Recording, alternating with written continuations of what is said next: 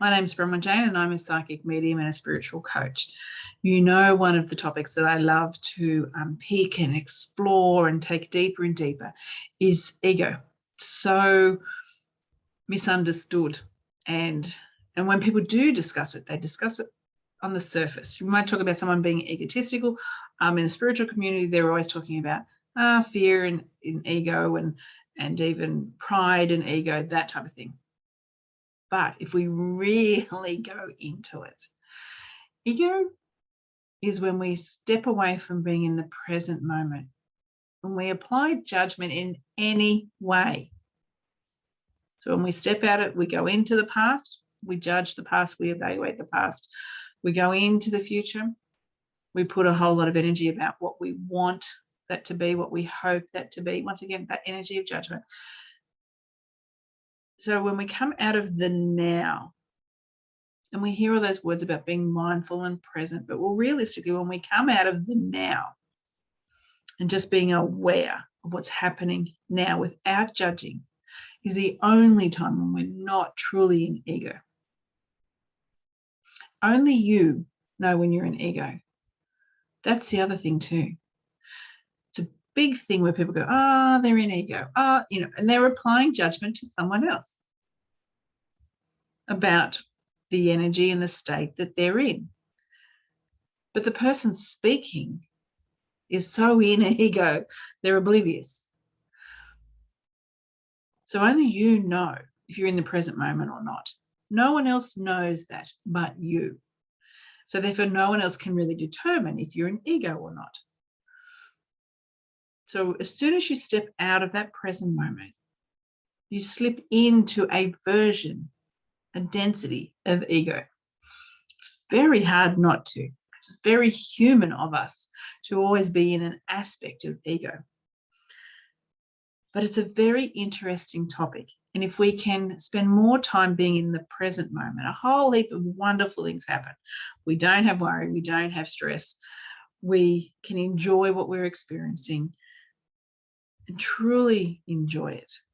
Not enjoy it with attachment, but enjoy it because it is.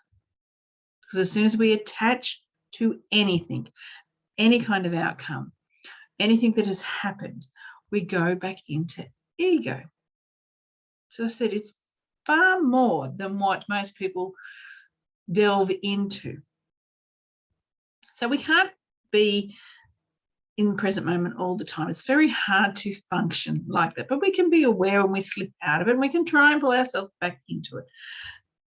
But I think the purpose of really bringing this to your mind is to start thinking that, what is my mind doing?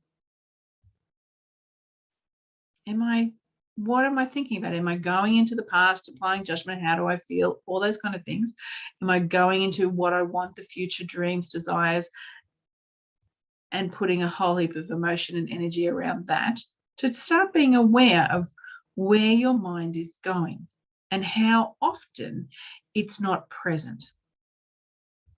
How often we are not in present moment. All you've got to do is look at a group of people on their phones when we used to be able to go out, when we can gather, and how we're not interacting, we're not enjoying, or even if we're having a meal, we're not really present. So start considering how you can start being more present in your daily activities, in your daily life. And the reason why I encourage you to do this, once again, is because when we are present, we have less opportunity, opportunity is not the right word, but less chance even of slipping into being stressed about what's coming, worrying about what occurred. Less of those negative emotions can come into our world if we are just present. And when we're present, if we do have something, we can deal with it because we're staying right now, what is actually happening. Not the fear of what might happen, not imaginary fears, actual things that are happening. And then we can structure plans, processes, steps forward on how to maneuver through what is happening. And when we do that, when we come up with a plan that we know that we can action, there's no imaginary, there's no pretend, there's no all what ifs in it. We come up with a plan. Fear slips away because we actually have clear, concise steps. So another benefit of being present. When things do show up, deal with them. Come up with a plan. Don't add extra energy of worry, fear, what if to it. But once we deal with that, we have our steps, we move forward. When we go back to that present energy of being very aware of everything that is really, really happening without attachment. So I'm going to encourage you to start being aware of what your mind is doing. What's it thinking? Where's it going?